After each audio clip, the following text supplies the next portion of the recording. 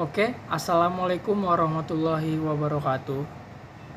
Perkenalkan, nama saya Muhammad Akbar dari Universitas Riau Kepulauan semester 1 dengan jurusan Ilmu Pemerintahan Sosial Politik. Pada kesempatan kali ini, saya akan membahas persoalan debat Capres 2024 dengan tema yang pertama ada hukum, peningkatan pelayanan publik, dan HAM, hak asasi manusia, serta visi misi dari Capres dan Cawapres. Oke, langsung saja. Pada pasangan calon nomor urut 1 Pak Anies Baswedan, pada debat Capres yang kali ini banyak membahas soal penegakan hukum dan keadilan dalam debat pertama. Menurut Pak Anies, Indonesia harus menempatkan hukum sebagai rujukan utama untuk menghadirkan rasa keadilan. Hal ini harus dipegang teguh oleh pemegang kekuasaan, baik yang di puncak maupun seluruh jajaran, ungkapnya. Pak Anies juga menjawab persoalan penyelesaian masalah hak asasi manusia (HAM) dan konflik di wilayah Papua. Pak Anies mengungkapkan bahwa masalah utama di Papua adalah tidak adanya keadilan. Masalah utamanya adalah tiada keadilan di tanah Papua. Itu masalah utama. Jadi tujuannya bukan semata-mata tentang meniadakan kekerasan, karena damai itu bukan tiada kekerasan. Damai itu ada keadilan. Lalu kita berlanjut pada paslon nomor urut 2, yaitu Bapak Prabowo Subianto, menyampaikan topik terkait penegakan hukum paling banyak dibandingkan pembahasan lainnya. Dalam sesi penyampaian visi misi Pak Prabowo Gibran, salah satu pernyataan soal penegakan hukum ditegaskan. Bagi mereka, Republik harus didasarkan atas hukum dan kedaulatan rakyat. Hal tersebut, kata Pak Prabowo, telah tertuang dalam Undang-Undang 1945 yang disusun oleh para pendiri bangsa. Itulah perjuangan saya selama ini.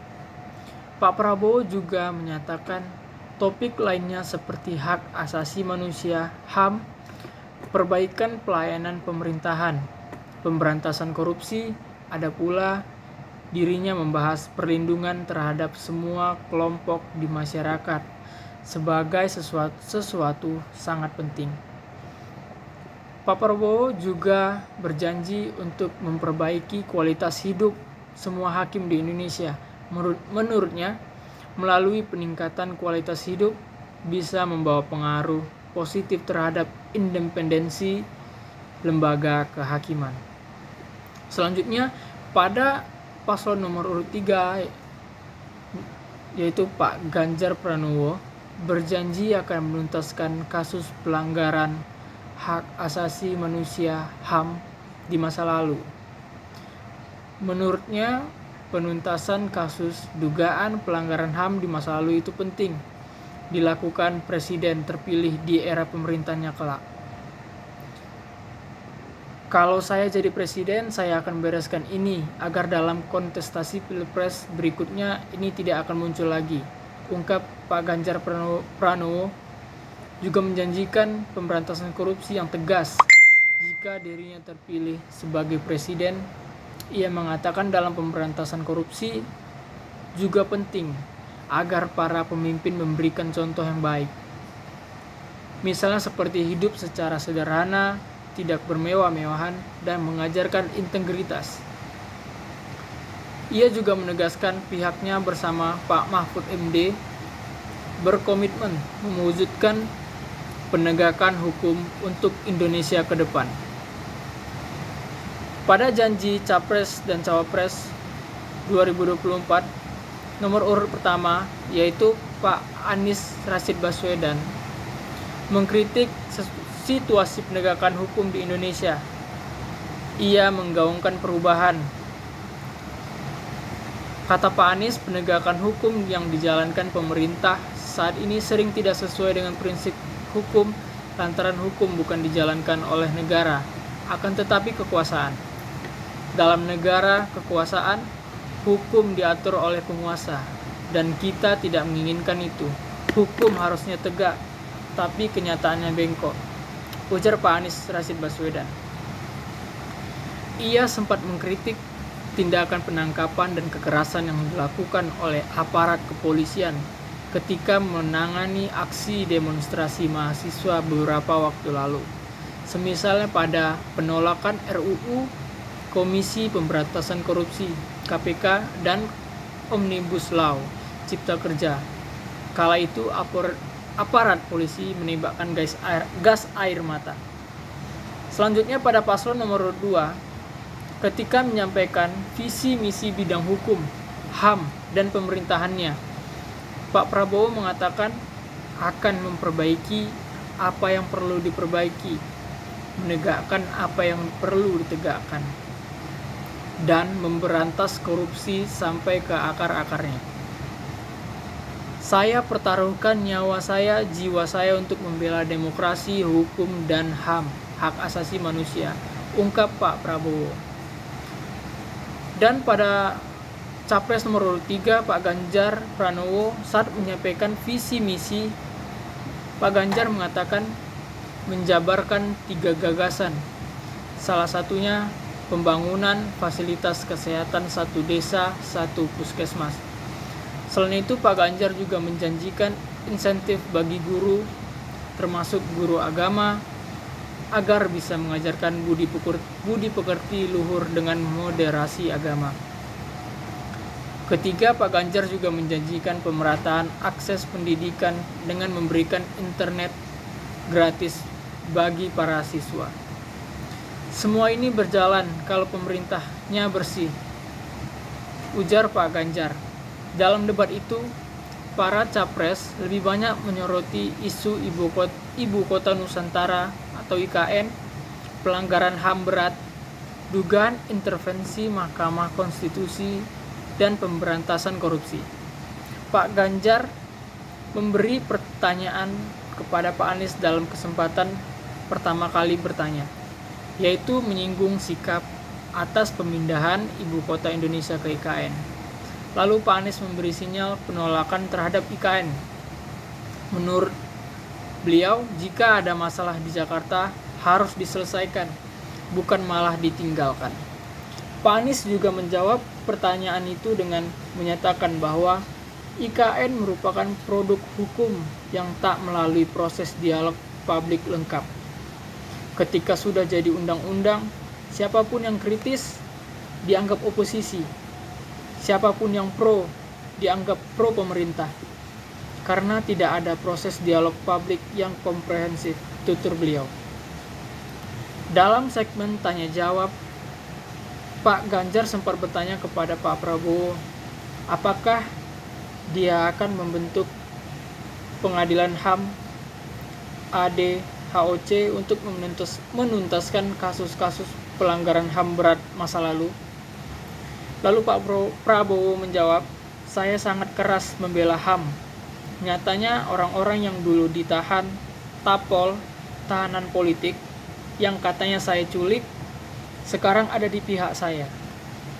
Jadi masalah HAM tidak perlu dipolitisasi. Selanjutnya ada visi misi pada paslon nomor urut 1. Nomor urut 1 yaitu memiliki visi Indonesia adil dan makmur.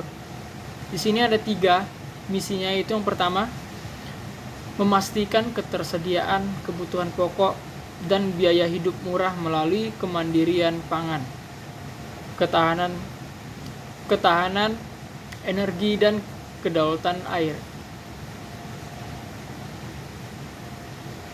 2. Mengentaskan kemiskinan dan memperluas kesempatan berusaha dan menciptakan lapangan kerja, mewujudkan upah berkeadilan, menjamin kemajuan ekonomi berbasis kemandirian dan pemerataan, serta mendukung korporasi Indonesia berhasil di negeri sendiri dan bertumbuh di kancah global. Lalu yang ketiga, mewujudkan keadilan ekologis berkelanjutan untuk generasi mendatang. Pada paslon nomor 2, yaitu visinya bersama Indonesia maju menuju Indonesia emas. Misinya yang pertama, 1. Memperkokoh ideologi Pancasila, demokrasi, dan hak asasi manusia.